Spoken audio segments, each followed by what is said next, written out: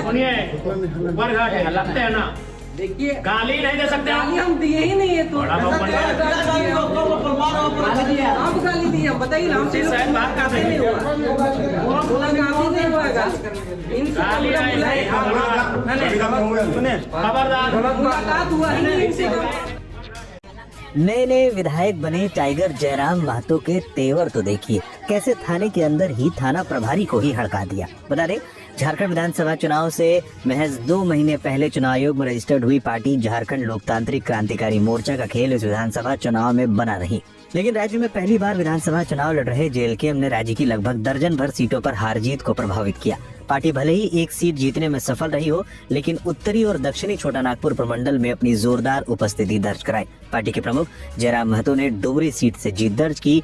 अपने तीखे तेवरों के लिए जाने जाने वाले जयराम के तेवर विधायक बनने के बाद भी कम नहीं हुए हैं। इस बीच एक वीडियो वायरल हो रहा है जिसमें दावा किया जा रहा है कि जयराम इसमें एक थाने के अंदर थाना प्रभारी की ही क्लास लगा रहे हैं।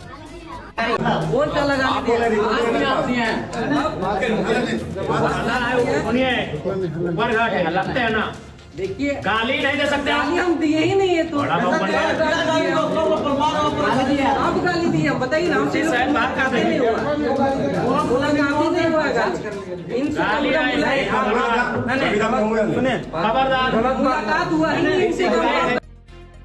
विधायक बनने से पहले भी जयराम का एक वीडियो वायरल हुआ था जिसमें बागमारा के ब्लॉक 2 जीएम ऑफिस में जयराम बुरी तरीके से भड़के थे। और कुछ भी बहस नहीं होगा।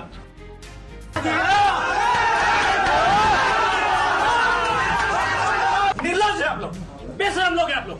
मैनेजमेंट भी और जो यहाँ आउटसोर्सिंग एजेंसी कंपनी है, आतंकवाद से पूरे लोग हैं आप लोग। आपके पास उत्तर नहीं है कि किनके अंडर काम कर रहे हैं। कल तो ये मर जाएंगे, कौन जवाब दे होगा? कौन जवाब दे होगा? आपके सामने मौन है, आप मौन लीजिए महोदय, तो कौन उत्तर देगा? ये वर्कर है। पूरे मामले पर जयराम महतो की भी प्रतिक्रिया सामने आई है। उन्होंने बताया कि पूरा मामला क्या है और थाने में उस दिन क्या हुआ है। विधानसभा का चुनाव समाप्त हो चुका है। मैं जयराम कुमार महतो डुमरी विधानसभा चुनाव से विजय हुआ हूं और दूसरे दिन ही एक वीडियो तमाम चैनल्स में सोशल मीडिया में चला, थाना में हमारी कुछ हॉट टॉक को लेकर, और काफ़ी चैनल्स वालों ने पूछा कि उसमें वास्तविकता क्या है। तो मैं बताना चाहूँगा कि दरअसल जब चुनाव का परिणाम आ चुका था तो हमारे कुछ समर्थक जो आदिवासी समुदाय से बिलोंग करते हैं वह कुछ पटाखे अपने दरवाजे के सामने फोड़ रहे थे। उसी क्रम में उनके ही समाज के वो लोग जो झारखंड मुक्ति मोर्चा के समर्थक हैं आते हैं और उनके साथ दुर्व्यवहार करते हैं। दुर्व्यवहार ही नहीं कह सकते हैं कि एक तरह से जानलेवा हमला, लाठियों से पीटा जाता है। पूरा शरीर उनका मार खाने से फूल चुका है। आज भी उनके जहां उन्हें मारा पीटा गया है वहां खून के निशान हैं और उनका कपड़ा पूरी तरह फाड़ के पीटा गया।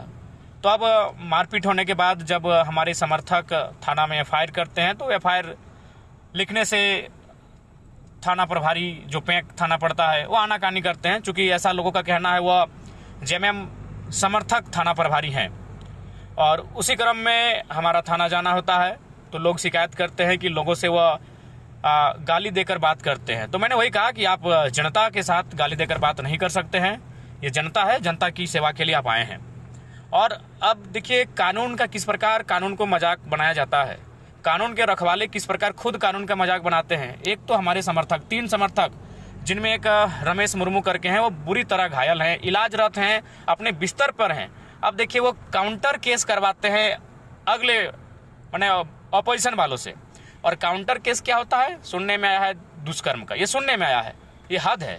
जो व्यक्ति 2 दिन पहले बुरी तरह मार खाया है, वो बिस्तर पे पड़ा है और उसके खिलाफ वो केस करवाते हैं। तो सोच सकते हैं कि ये लोग एक नवनिर्वाचित विधायक, अरे और उनकी सरकार बन गई पार्टी की, लेकिन उसके बावजूद भी आज वे लोग इस प्रकार से जो हमारे पार्टी के समर्थक हैं, जो कहीं कहीं अपनी खुशियां जाहिर कर रहे हैं, उनको साथ दुर्व्यवहार किया जा रहा है। ये घटना चूंकि वायरल इसलिए हुई चूंकि ये ज़्यादा चोट लगा था, नहीं तो ऐसी बहुत सारी घटनाएं घट चुकी है। लेकिन हम लोग अभी मौन हैं क्योंकि हम लोग पहली बार चुनाव में जीत कर आए हैं और हम लोग चाहते हैं शांति व्यवस्था बहाल रहे। तो मैं यही असल में सच्चाई है कि वे लोग जेएलके यानी हमारे पार्टी के समर्थक हमारे विजय होने के बाद पटाखे फोड़ रहे थे और उसी में जो विपक्षी लोग हैं वो आते हैं और उनके साथ बहुत जोरदार लाठियों से प्रहार करते हैं। हाँ, थाना में ये तर्क दिया गया है कि वो पटाखों से कहीं पुआल में आग लगी थी। तो हमने वो कहा कि अगर पुआल में आग लगना अगर अपराध है तो उस अपराध के दृष्टिकोण से उन पर कानूनी कार्रवाई हो, लेकिन उसके रिएक्शन में जो उनके साथ मारपीट हुई है, मारपीट नहीं जानलेवा हमला, चूंकि रक्त बहा है और बुरी तरह डंटों से और एक लोहे के रड से मारा गया है, उस पर एक्शन लीजिए आप।